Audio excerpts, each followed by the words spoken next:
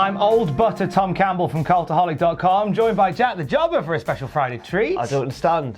It's a cake thing. Oh, after that cake challenge, yeah, I apparently smell like old butter. Oh, who said that? Everybody I love. And Adam Pacitti. Okay, right. Who isn't here today. No. He's taken a long weekend. I believe he's gone to Long Stanton Spice Museum. What? Yeah. Okay. Special treat weekend for him. So it's myself and you bringing the news. Excellent.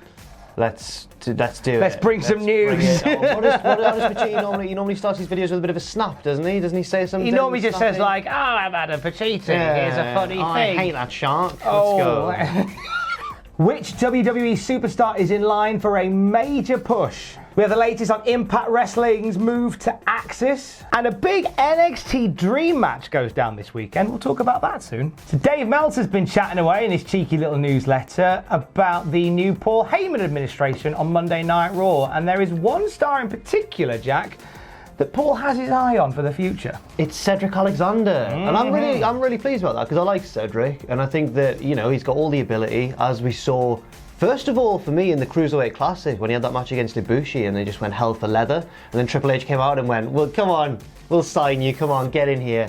And then, since then, he had an alright time on 205 Live, he was the Cruiserweight Champion for a bit, and then like many of the call-ups from 205 Live, he kind of stalled for a bit on TV, but now we're starting to see that push in effect, I think. He's been featuring in main events, he's been beating AJ Styles, he's got that title match on Sunday. I'm excited for him, I think it's a good idea. It's probably the biggest push that he has had since his arrival in WWE, Yes. to be featured in this main event position. I mean, arguably the janitor was a far bigger star than, was it Gary Garber? Gary Garber, the garbage boy, the janitor boy. But this is still a really exciting time. You know what? If you're going to put your company behind anybody, why not Cedric Alexander? Yeah. Super talented performer, really strong in-ring competitor, and exciting things for him. But it's not just Cedric. No. That Paul Heyman wants to build the company around a little bit. It's not, and one of them I'm not surprised at all. One of them I am a little bit surprised at, given things like his age and his position as of late. So the first one is Ricochet, which makes total sense because I'd argue that Ricochet, similarly to Cedric, he's a born babyface, he does an exciting array of moves, and he's really entertaining to watch in the ring. I'd argue that maybe he's even more obvious than Cedric to push, and it seemed like he's been more earmarked for success since coming up from NXT. The other one, though, is, and I'm a big fan of his, I'm not trying to say that he doesn't deserve a push, but I'm just a bit surprised. It's Robert Roode, or Bobby Roode, to the layman. Because he had a big start in NXT. I fell in love with him in NXT. Great. They just, what a way to package a guy and make a debut. That whole thing when he first turned up and he came down on the plinth, on the big plinth, and then how do you top that? How about a massive orchestra? Yeah. Like everything about his NXT run was just perfect, and then he kind of stagnated a bit because Vince went, people like him, so now he's a good guy. Oh, why are you making us cheer him? We want to cheer him ironically, not post-ironically. But Paul Heyman has said we like him, and you can kind of see the fingerprints now of Paul Heyman's Monday Night Raw because Ricochet in a feature match as part of the King of the Ring, that triple threat semi-final, and Robert Roode's on a pay-per-view. He could be tag team champion by the end of the week. He could be. That's ridiculous. I'm pleased, but again, I am a bit surprised about that one, just because Heyman's infamous for being like, if you're past a certain age, get out of the wrestling business, blah blah. He's ultra progressive, never looks back. So I'm quite surprised that one of the people he has earmarked for a push is Roode, given that. I guess you could say that the bulk of his career will be remembered, in theory, as being Impact, and then that run as NXT champion. So I am quite surprised. But is it the whole thing of it, rather than it being like biological years, more sort of like in-ring and coverage years? Maybe it's that. In the sense that Robert Roode still feels like a fresh prospect on Monday night. To a wider audience, yeah, maybe. So it could be potentially that. We're going to keep an eye on the apparently 3 brand new Paul Heyman guys on Monday Night Raw. So this will come as no surprise if anybody's been following the story throughout the week. Impact has a new home on Axis, Jack. Yes, Anthem have bought Access, and it's led to all kinds of shenanigans, and I can't quite wrap my head around it, but I don't know how the wrestling journalists out there have worked out what this means, but they have done, so it's fine. It's okay. We can just report what they've said. Well, yeah, so they basically own a majority share in the HDNet group, which owns Axis. Okay. And as a result of that, to the surprise of nobody, we've got a wrestling product that currently lives on a different channel. Let's just put it on the thing that we have a majority shareholder in. That's great news for Impact. Bad news for MMA, though. Right, because is this where all the clear-outs have happened then? Yes. Yes, so there's been so basically MMA programming on a Friday night was a big part of that channel's viewership, and now and Anthem have gone, nah mate, we've got wrestling. Bye, off you go. See you later. So that's finishing up, and it's finishing up very soon. Like one of the commentators, I think it was Ron Crook, tweeted out saying that tomorrow, that I think it's either tonight, it'll be tonight. So tonight will be his final night calling action on Axis. So it's moving dead quick. That's quite brutal. That's very fast. Very brutal. But also, it's worth noting there is other wrestling properties on this channel. Yes. New Japan and Women of Wrestling. Yes. So it's not as if it doesn't have a history of wrestling on it. No. But at the same time, I'm wondering. I saw some rumors floating about, but then I think they were dispelled or addressed, ironically maybe, by Jordan Grace on Twitter about Impact lining up to buy Ring of Honor.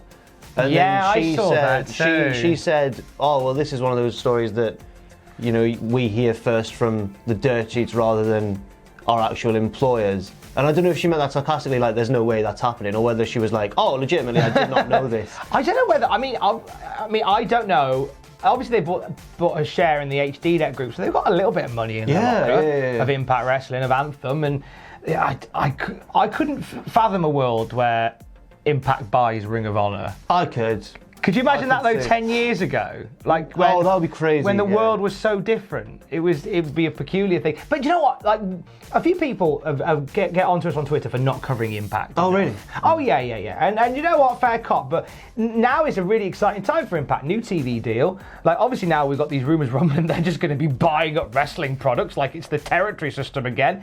And a big show coming up with Bound for Glory, probably their biggest one ever. Yeah. Now that they're going to have all these eyes on them for the new TV show, which starts the week after. And there's a big match, Tom. There's a huge match set for Bound for Glory 2019. I can't quite believe that my dream match is happening. It's Ken Shamrock against WCPW original. Nah, he's not. But against Moose. Oh, I am so excited. I think last time we were together, there were talks about this, and like there were some pictures emerged of Ken Shamrock, who looks like he left the WWF in 1999 and just kept fighting. Yeah. And now he basically did in a way. Yeah. He was on The Ultimate Fighter. I remember that. But that feels like it was a few years ago. That was like over a decade ago. He's about 55 now. Richard Tubman said in The Office. So, but he says he feels better than ever. He looks better than ever. He looks great. He looks really good. Moose is obviously hilariously entertaining. So I hope they put on a really, really good match. I'm excited for that show. I'm excited for Bound for Glory. It is their biggest one. It's always their biggest one of the calendar year, alongside maybe slightly ahead of Slammiversary. So I'm just hoping that Impact realise what they've got on their hands and make that match the main event. Oh, do you reckon more than Brian Cage and Sami Callihan? No, you know what, it might be. I was massively joking. He wasn't. No, I wasn't. He wasn't. I'm quite glad you're here for this one as the Cultaholic King of New Japan-based shenanigans. We have an update on the injury to Kota Ibushi, Jack. Right, so Kota Ibushi said he suffered a sprained ligament in his ankle when he attempted to dive onto Kenta during the G1 tournament, or the G1 Climax. It did play into the tournament actually, because he was selling that ankle a lot, and it played into the final where Jay White had attacked his ankle before the match itself, and then it played into this whole classic babyface versus heel trying to overcome his injury storyline, and of course he did, and he won, and now he's heading on to Wrestle Kingdom. So Kota's in a very important position right now for New Japan. He's essentially their big rising babyface up to this huge mega match at Wrestle Kingdom. He said there is no treatment per se, it's a sprained ligament, but there was also some damage done to the bone. Touching the bone hurts, and if I relax it, everything just falls apart. You might have seen in the final, my thigh muscles were always bulging. To be fair to Kota, all of his muscles are always bulging. Phrasing. I had to keep it tense. Not that one.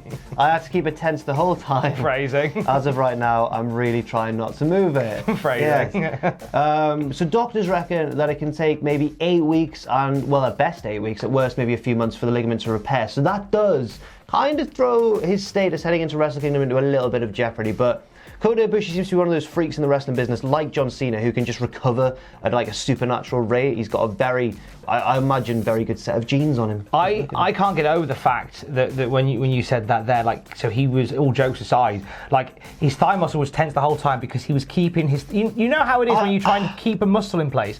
Do that plus work your way through a 5-star match. Yeah. Gosh, I know. what a boy. I don't know if he's maybe working us slightly there, because this was Cody himself saying this, but maybe not, because he is ridiculously tough. He's just one of those wrestlers.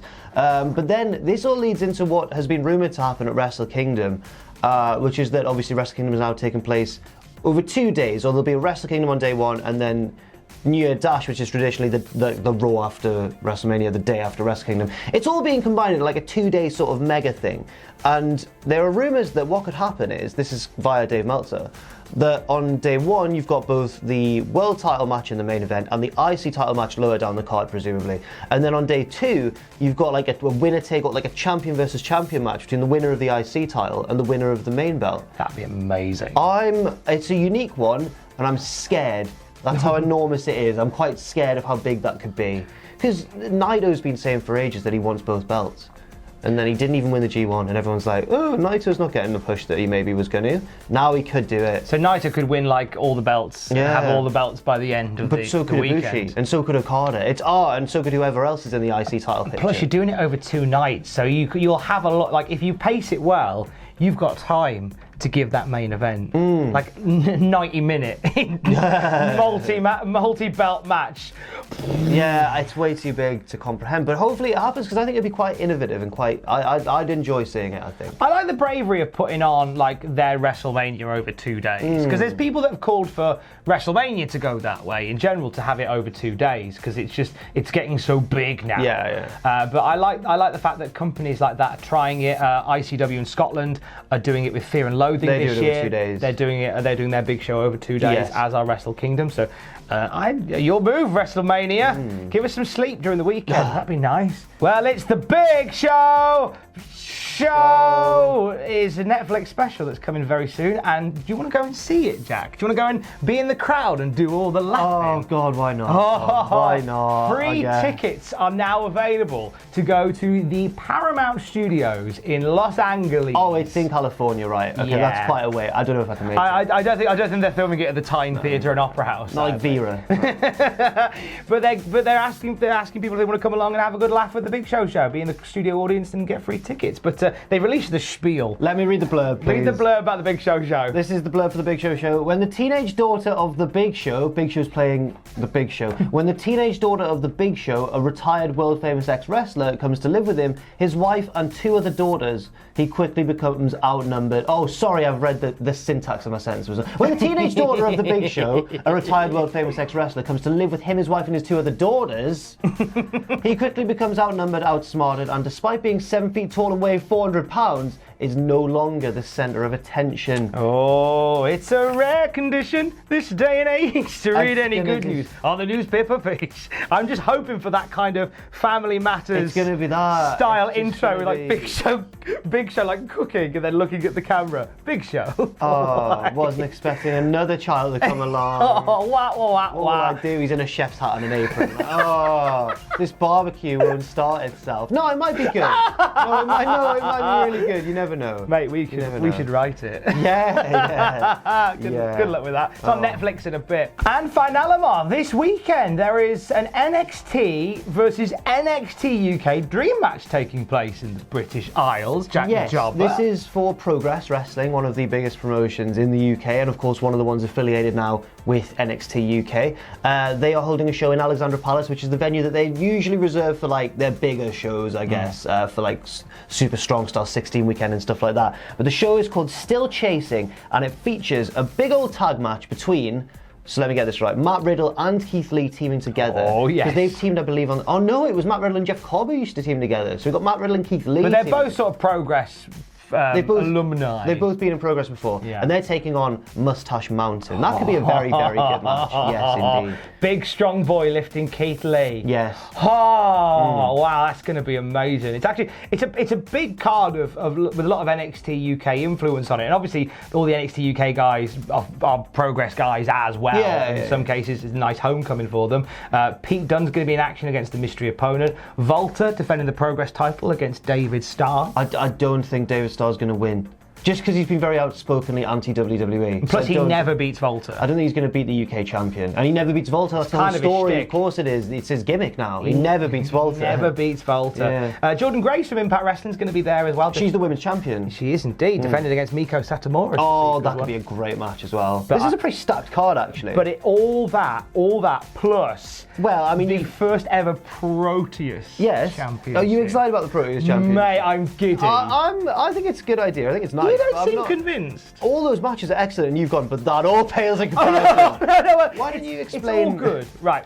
So I explained the Proteus title. Yeah, because there's a certain set of rules, isn't there? Right. So basically, what the crack is, it's a big old battle royal to determine the first ever Progress Proteus champion. When you win the Proteus championship, how it is defended is entirely up to you. You can only defend if you want to only defend it in hardcore matches. You can. If you want to only defend it in ladder matches, you can. If you only want to defend it in dance-offs, you can. If you only want to defend it against people called Malcolm, you can. Yeah. That's why I'm excited about it. It's just this ball of wrestling putty that it's malleable and you can do what you like with it. I'm very intrigued, very excited by the Proteus It's a unique idea, and I do like it. But a lot of those matches, I mean, I'm really excited for them too. And you've got the Proteus Championship is where it's at. I love them all. I think by the look of it, that's Progress's strongest card in quite a while. Actually, that's a pretty stacked show. No, if you're down south, get to the Alley Pally on Sunday. Have a lovely time. Apples and pears. Frog and toad. China. I don't have an outro, but Jack the Jobber does. He's going to talk about Patreon. Have a lovely weekend. Thanks very much for watching, and let us know what you think in the comments section down below. You can follow Cultaholic on Twitter @Cultaholic and on Facebook at facebook.com/Cultaholic. If you enjoy what we do, then please do check out our Patreon, patreon.com/Cultaholic, where you can pledge. And don't forget, of course, most importantly of all, to hit subscribe and to join us.